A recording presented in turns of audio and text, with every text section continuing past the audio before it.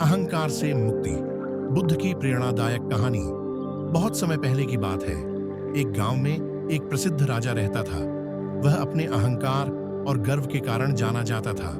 एक दिन राजा ने सुना कि गौतम बुद्ध अपने शिष्यों के साथ उनके गांव में आए हुए हैं।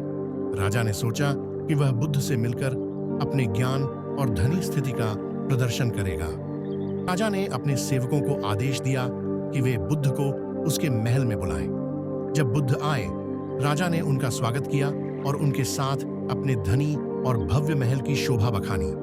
राजा ने बुद्ध से कहा, देखो, मेरे पास कितना बड़ा महल है, कितनी संपत्ति है, मेरे पास सब कुछ है, मैं सबसे महान हूं। बुद्ध ने राजा की बातों को धैर्यपूर्वक सुना और मुस्कुराए। उन्होंने कहा, राजन, मुझे एक छोटा सा प्रश्न पूछने की अनुमति दें। राजा ने गर्व से कहा, पूछो बुद्ध। बुद्ध ने एक छोटे से पत्थर को उठाया और कहा, राजन, क्या आप इस पत्थर को तैरने के लिए कह सकते हैं? राजा हंसा और कहा, नहीं बुद्ध, यह असंभव है, पत्थर पानी में डूबता है। बुद्ध ने धीरे से कहा, सही कहा राजन, जैसे पत्थर अपने स्वभाव के कारण डूबता है, वैसे ही अहंकार भी मनुष्य को नीचे खींचता है। अहंकार मनुष्य को सच्ची खुशी और शांति से दूर करता है।